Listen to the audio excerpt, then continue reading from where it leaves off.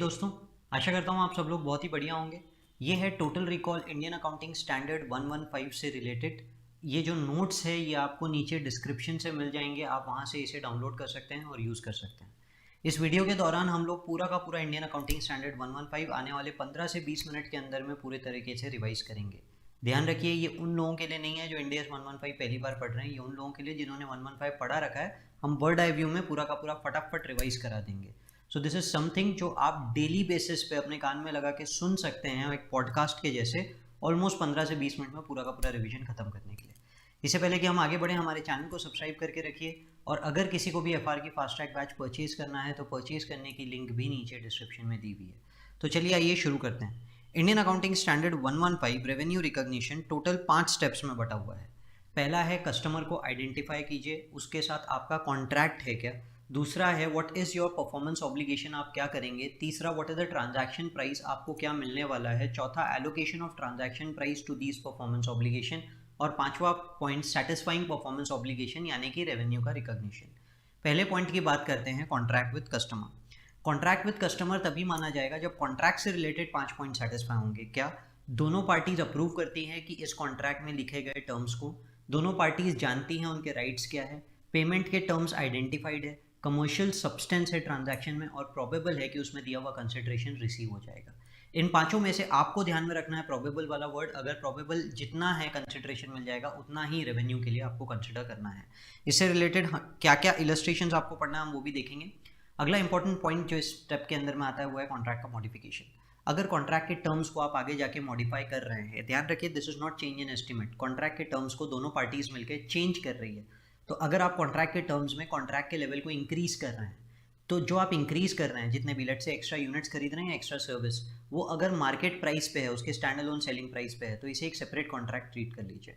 अगर नहीं है तो अब दो चीज़ें देखना है, कॉन्ट्रैक्ट इंक्रीज भी हो सकता है, डिक्रीज भी हो सकता है, प्राइस चेंज भी हो सकता है कॉन्ट्रैक्ट में।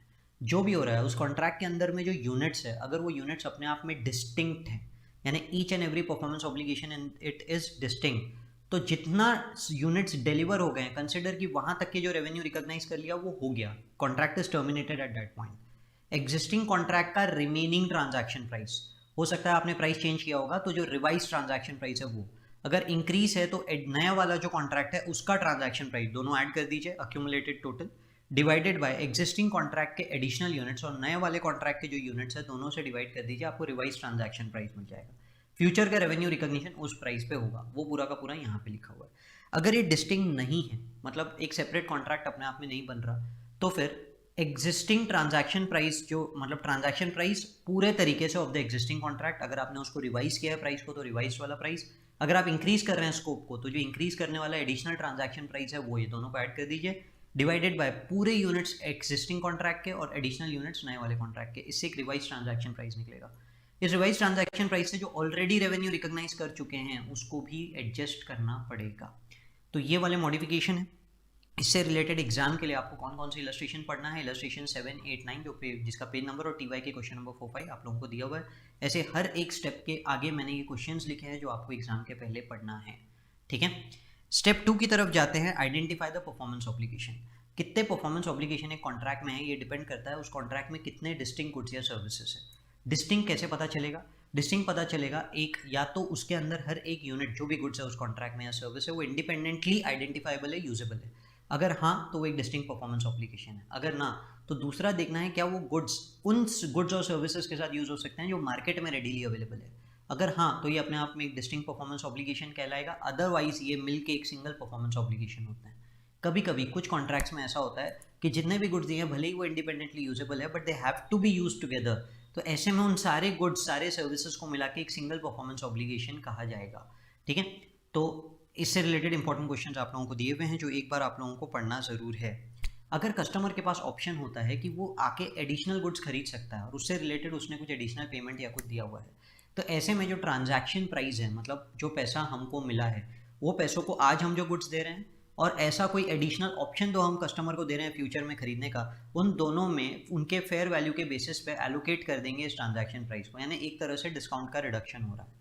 हाउएवर इफ फेयर वैल्यू नहीं डिटरमाइन की जा सकती तो ऐसे में हम ओवरऑल पूरे के पूरे कॉन्ट्रैक्चुअल पीरियड में हम क्या एक्सपेक्ट कर रहे हैं कि हमको कितना पैसा मिलेगा, डिवाइडेड बाय कितने यूनिट्स हम दे रहे हैं या कितने आवर्स ऑफ सर्विस दे रहे हैं या कितने ईयर्स ऑफ सर्विस दे रहे हैं, उससे डिवाइड कर दीजिए।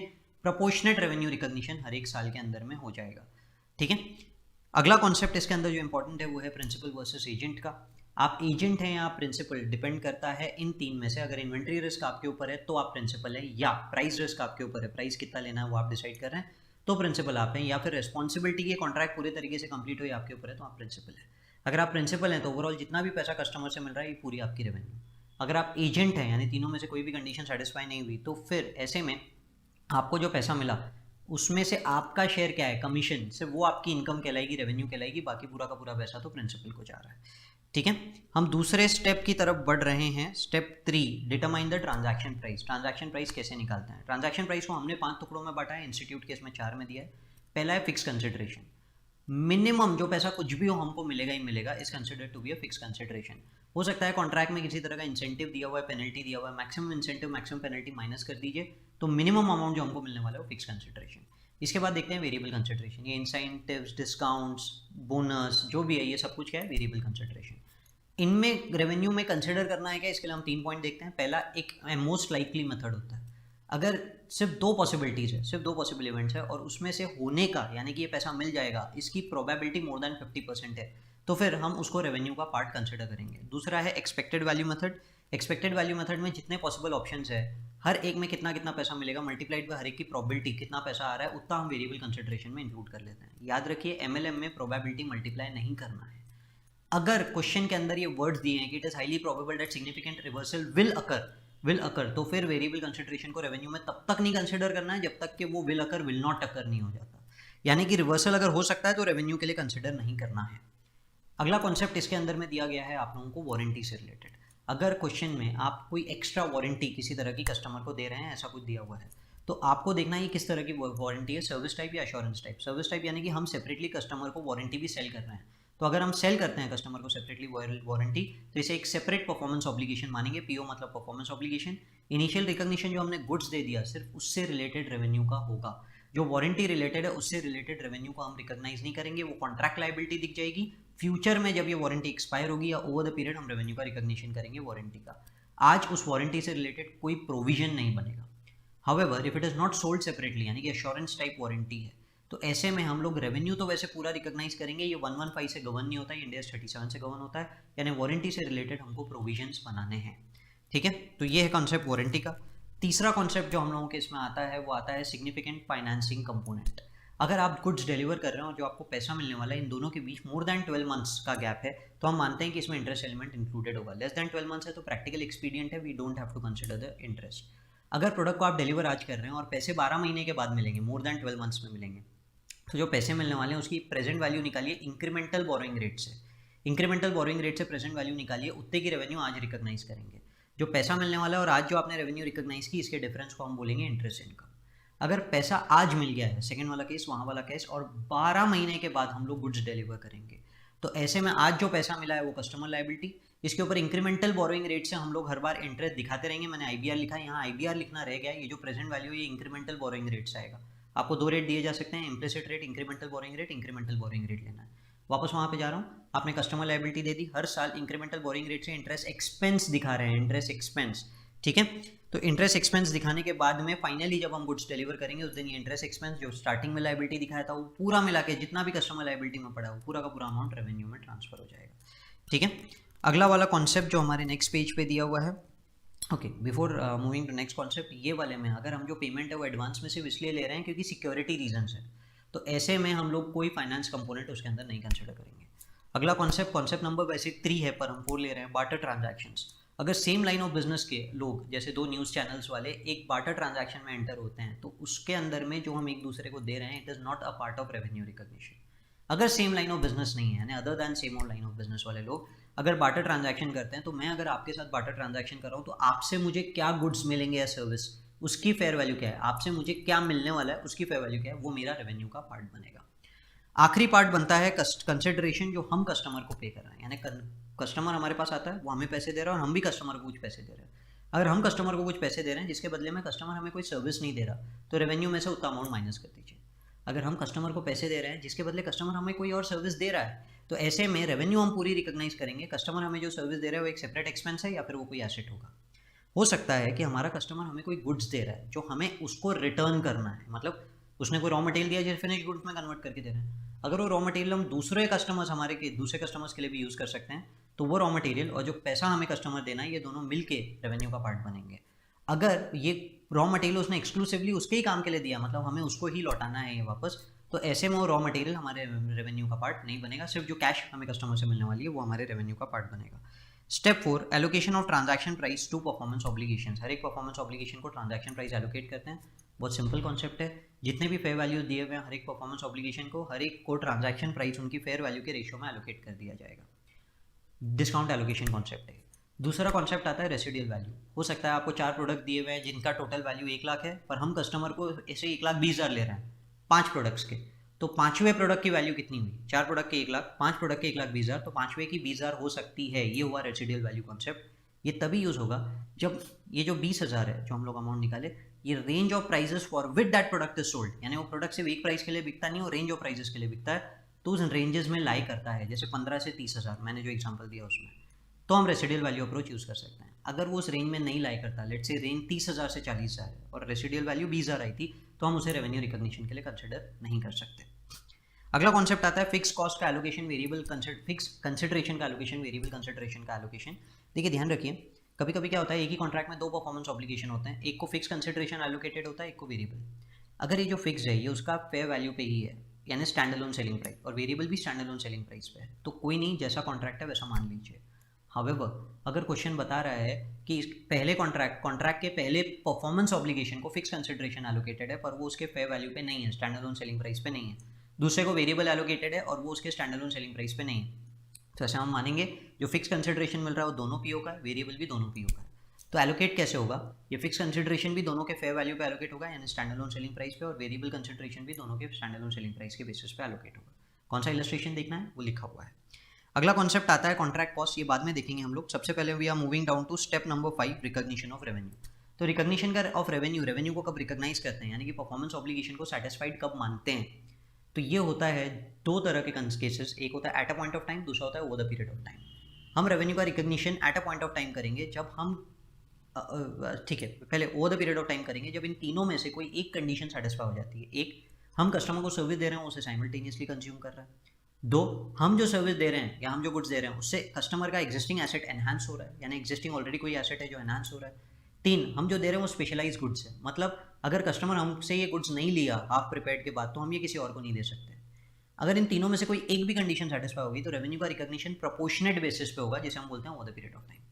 अगर तीनों में से एक भी कंडीशन सेटिस्फाई नहीं हो रही है, यानी किसी की भी केस में नहीं आ रहा, तो revenue recognition at a point of time होगा, यानी जब गुड्स पूरे तरीके से डिलीवर होगा या सर्विस पूरी तरीके से रेंडर होगी, उस पॉइंट पे रेवेन्यू रिकॉग्निशन होगा। Over the period of time revenue recognition के 2 तरीके होते हैं, output method, input method. Input method मतलब अब तक कितना खर्चा हुआ divided by total estimated cost कितना है, इतना परसेंटेज रेवेन्यू हर क्वार्टर में, हर रिपोर्टिंग डेट पे रेवेन्यू रिकॉग्नाइज हो जाएगा। आउटपुट मेथड मतलब रेवेन्यू का, यानी वैल्यू ट्रांसफर टू कस्टमर, कितना परसेंटेज ऑफ कॉन्ट्रैक्ट हमने फुलफिल कर लिया, विच is not related to cost, जो एक परसेंटेज एक जनरल बेसिस पे, हाँ 30% कॉन्ट्रैक्ट हो गया, 40% कॉन्ट्रैक्ट हो गया, उस बेसिस पे होता है। चलिए कुछ और कॉन्सेप्ट्स दिए गए हैं चैप्टर में, जैसे कि रीपर्चेस एग्रीमेंट है। रीपर्चेस एग्रीमेंट में वैसे कुछ और कॉन्सेप्ट्स है, मैं चाहता हूँ एग्जाम पॉइंट ऑफ व्यू से आपसे इतना ही याद रखें। मैं ये नहीं बोल रहा कि पुट के लिए करेक्ट लिखा हुआ है, but exam point of view से दिस इज सफिशिएंट। अगर हम गुड्स जो हमने कस्टमर को बेचे हम वापस खरीदने का एग्रीमेंट करके बैठे हैं, which is either forward, call और पुट, तो अगर हम जो खरीदने का प्राइस है वो हमने उसको जो बेचा था उस प्राइस से ज़्यादा है, तो ultimately we'll end up paying higher amount. 1 lakh में हमने बेचा, 1,10,000 में हम वापस बाय कर रहे हैं, तो ऐसे में हम मानेंगे कि हमने एक्चुअली लोन, रेवेन्यू नहीं है, हम मानेंगे हमने लोन लिया है कस्टमर से, सेल नहीं मानेंगे, हम मानेंगे हमने कस्टमर से लोन लिया है, 1 लाख रुपए का लोन लिया है जिसके बदले 1,10,000 दे रहे हैं, यानी 10,000 रुपये उसके अंदर में इंटरेस्ट एक्सपेंस है। अगर रीपर्चेज प्राइस हमारा सेलिंग प्राइस से कम है, मैंने 1 लाख में गुड्स बेचे और मैं वापस खरीदूंगा 90,000 में, तो ये सेल नहीं है, सेल रिकॉग्नाइज नहीं होगा। हम मानेंगे हमने उसको गुड्स लीज पे दिए हैं, 1 लाख और 90,000 का जो डिफरेंस है वो लीज इनकम है, lease income. So this is more than sufficient, जो रीपर्चेज से रिलेटेड आपको याद रखना है। अगला कॉन्सेप्ट होता है बिल एंड होल्ड। कस्टमर ने हमें ऑर्डर दिया, हमने गुड्स प्रिपेयर कर दिए, उसने गुड्स एक्सेप्ट कर लिए, पर वो डिलीवरी अभी नहीं लेके जा रहा है, लेट लेके जा रहा है, तो रेवेन्यू रिकॉग्निशन हम आज कर लेंगे जिस दिन कस्टमर ने एक्सेप्ट कर लिया गुड्स को। अगला कॉन्सेप्ट है इंटेलेक्चुअल प्रॉपर्टी। अगर इंटेलेक्चुअल प्रॉपर्टी हम दे रहे हैं तो दो तरह के होता है, राइट टू एक्सेस और राइट टू यूज़।